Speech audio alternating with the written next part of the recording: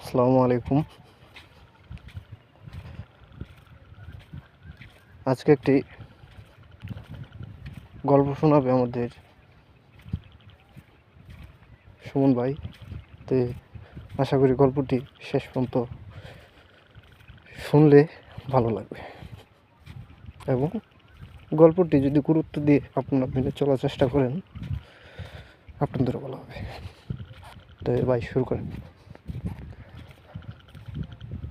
আসলে গল্পটা আসলে কি বলবো, গল্পটা আমার জীবনের অংশ থেকেই কিছু নেওয়া।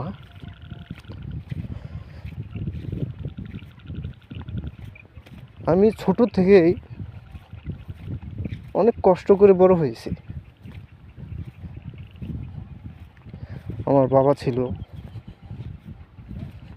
একজন পাওয়ার টিলার চালক। সে পাওয়ার টিলার চালিয়ে আমাদেরকে বড় করেছে, খাওয়িয়েছে, পড়িয়েছে। সো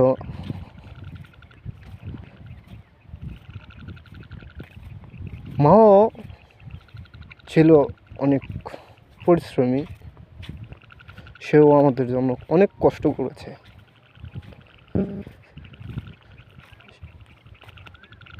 যেমন মার কথা বলতেই আমার একটি দিনের কথা মনে পড়লো। তখন আমি খুব ছোট, আনুমানিক আমার বয়স তখন 6-6+ হবে। তো সেই সময় আমাদের চুলায় না দীর্ঘ 2 দিন কোনো পাক হয়নি, রান্না হয়নি।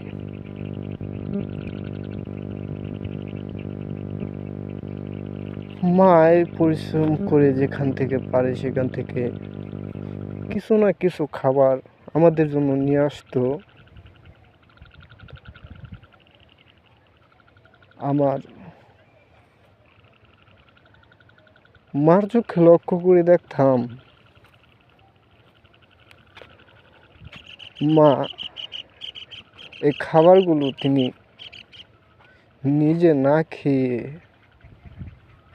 আমাদেরকে খাওয়াইতেন। আমরা 7 ভাই বোন। তার 7 মধ্যে তিনি চেষ্টা করতেন আমাদের সকলকে বিলিয়ে খাওয়ানোর জন্য।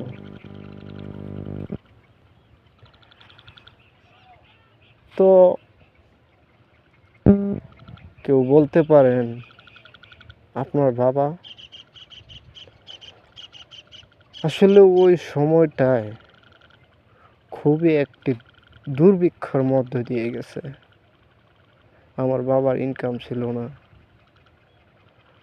বাবা তখন ছিল বেকার অবস্থায়। বাবাও ছিল খুব টেনশনের ভিতরে। তো আলহামদুলিল্লাহ আমার মা এখনো আমার মাঝে বেঁচে আছে, কিন্তু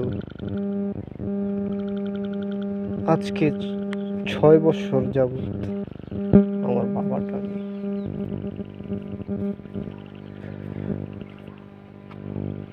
এখন মাঝে মাঝে মনে হয় যেন বাবাকে অনেক কিছু বলার বাকি আছে, যা বাবাকে বলতে পারি নাই। যে বাবা, আমি তোমাকে কতটুকু ভালোবাসি, যা বাবা থাকতে আমি বলতে পারি নাই। এখন মনে হয় আসলে বাবাটা আসলে পরিবারের জন্য কতটুকু গুরুত্বপূর্ণ।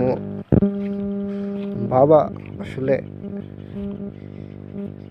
বাবা জিনিসটা কি আমি বাবা থাকতে সেই বিষয়টা বুঝতে পারি নাই।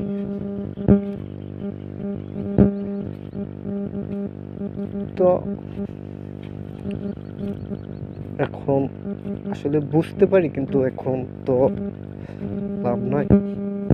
তো এখন আমার বাবার জন্য সবাই দোয়া করবেন যেন আমার বাবা জান্নাতবাসী হোক, আর আমার জন্য সবাই দোয়া করবেন যাতে আপনাদের দোয়ায় কিছু নিত্য নতুন কিছু কথা, শিক্ষণীয় উদাহরণ, শিক্ষণীয় কিছু কথা আপনাদের উপহার দিতে পারি। আপনারা যদি পাশে থাকেন তাহলে উপহার দিতে পারবো, দেখতে পারবেন। তো